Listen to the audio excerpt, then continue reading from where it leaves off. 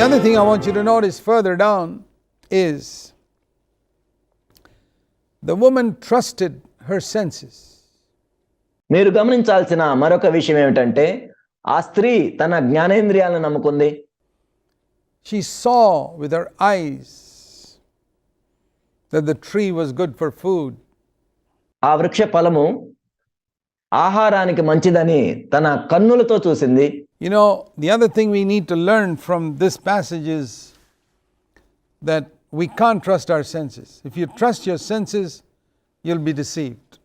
ఇక్కడి నుంచి మనం నేర్చుకోవాల్సిన మరొక విషయం ఏమిటంటే మన జ్ఞానేంద్రియాలను మనం నమ్మకూడదు. దాని మీద మనం ఆధారపడినట్లయితే మనం మోసగించబడతాం. You'll go astray. నీవు తప్పిపోతావు. You can't trust your senses. నీ జ్ఞానేంద్రియాలను నువ్వు నమ్మకూడదు. For example, if you trusted your senses, you would think that the sun goes around the earth. Because every day you see the sun rise, move in the sky and set in the west.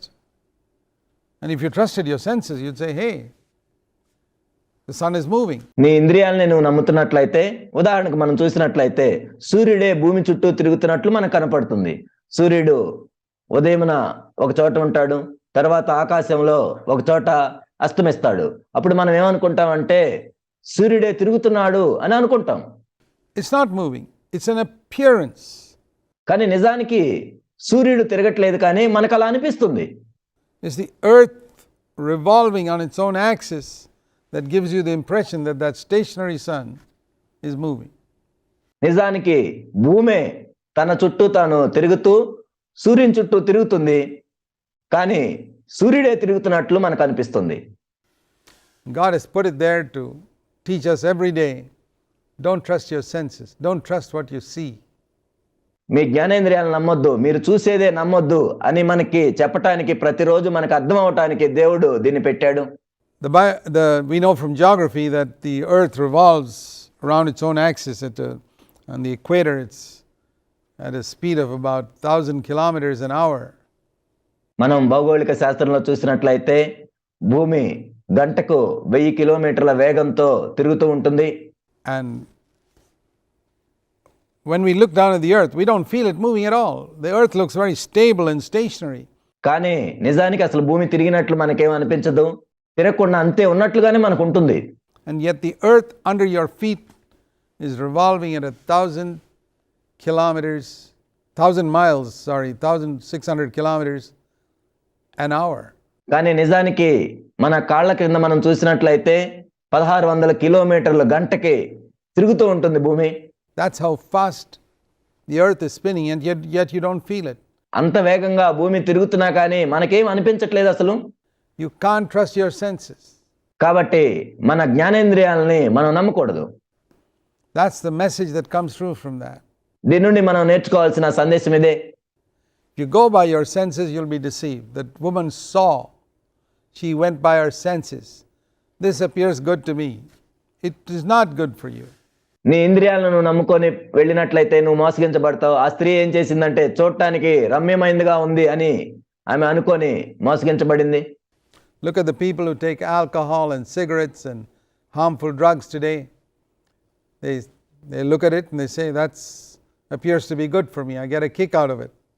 అందుకే ఈనాడు అనేక మందిని మనం చూసినట్లయితే వాళ్ళు సిగరెట్ని చూస్తారు, ఆల్కహాల్ని చూస్తారు, డ్రగ్స్ని చూసి ఇది చూడటానికి బాగుంది, నాకేదో మత్తు వస్తుందని వాళ్ళు అనుకుంటారు. It'll destroy your body. కానీ అవేం చేస్తాయంటే నీ దేహాన్ని నాశనం చేస్తాయి. So that's the other thing that we see here. కాబట్టి మనం ఇక్కడ చూస్తున్న మరొక విషయం ఇది.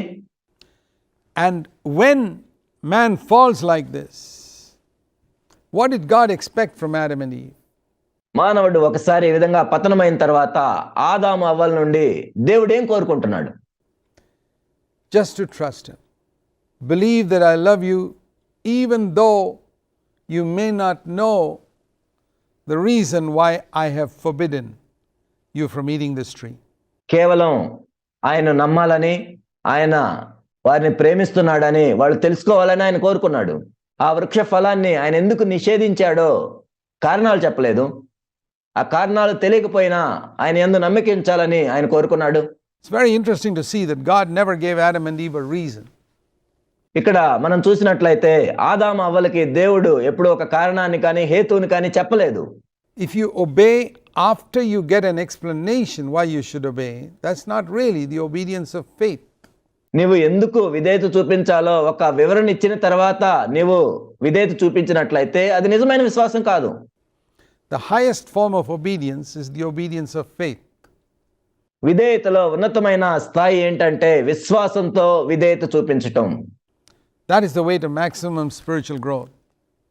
గరిష్టంగా మనము ఆత్మ సంబంధంగా ఎదగాలి అంటే ఆ విధంగా చేయాలి.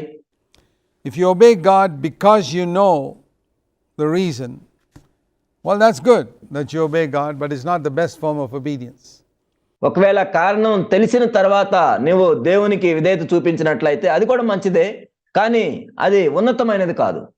In Romans chapter 1 and chapter 16, you read this expression, the obedience of faith. రోమీయులకు రాసిన పత్రిక 1వ అధ్యాయం 16వ అధ్యాయంలో మనం చూస్తాం విశ్వాస సంబంధమైన విధేయత. And what is that? It is an obedience. What is the opposite of the obedience of faith? It's the obedience of reason. దీని అర్థం ఏంటి? విశ్వాసంతో విధేయత చూపించడానికి వ్యతిరేకమైన పదం ఏంటి? ఒక కారణాన్ని తెలుసుకొని విధేయత చూపించటం.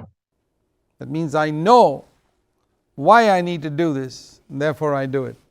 అలా ఎందుకు చేయాలో నాకు తెలుసు కాబట్టి నేను అలా చేస్తున్నాను. What if you don't know the reason? That's a higher level of obedience, you know. మరి నీకు కారణం తెలియకుండా ఉంటే ఏంటి?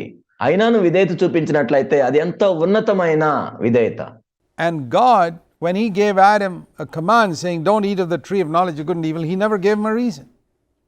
ఆదాముకి దేవుడు ఈ విధంగా చెప్పినప్పుడు, మంచి చెడ్డల తెలివినిచ్చే వృక్ష ఫలాన్ని తినొద్దు అని చెప్పినప్పుడు దానికి గల కారణం ఏంటో దేవుడు చెప్పలేదు ఆదాముకి.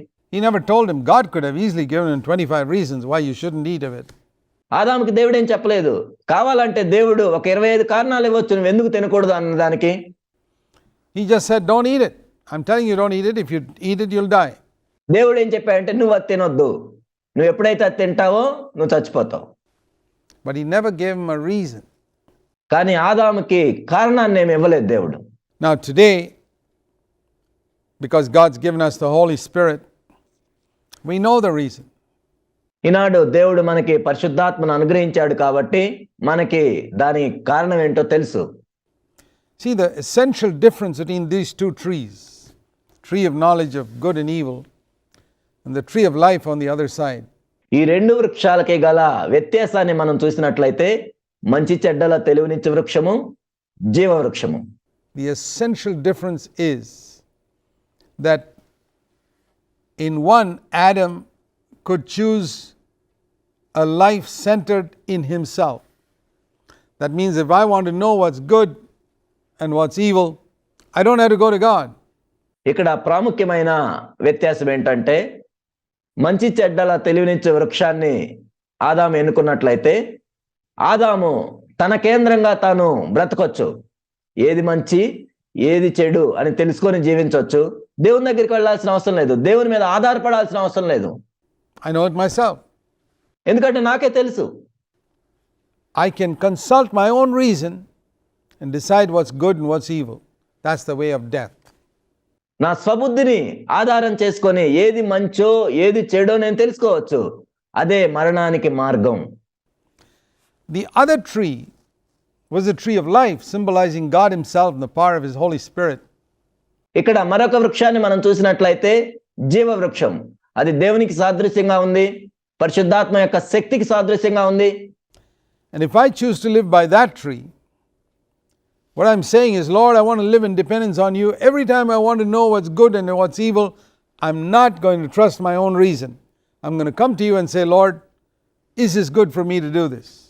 ఆ వృక్షాన్ని ఆధారం చేసుకొని నేను జీవించినట్లయితే ఏది మంచి ఏది చెడు అని నా స్వబుద్ధిని ఆధారం చేసుకోకుండా దేవుని మీద మాత్రమే ఆధారపడి ఏది మంచో ఏదో చెడో తెలుసుకుంటాను. It's a life of constant dependence upon God for wisdom, for life. మనం జీవించడానికి కావాల్సిన జ్ఞానం కోసం నిరంతరము దేవుని మీద ఆధారపడి జీవించే జీవితం ఇది. Every day. ప్రతిరోజు కూడా. And the fact that I've got so many years of experience doesn't make a difference. నాకు అనేక సంవత్సరాల అనుభవం ఉంది కాబట్టి నేను స్వబుద్ధిని ఆధారం చేసుకొని జీవిస్తానంటే కుదరదు.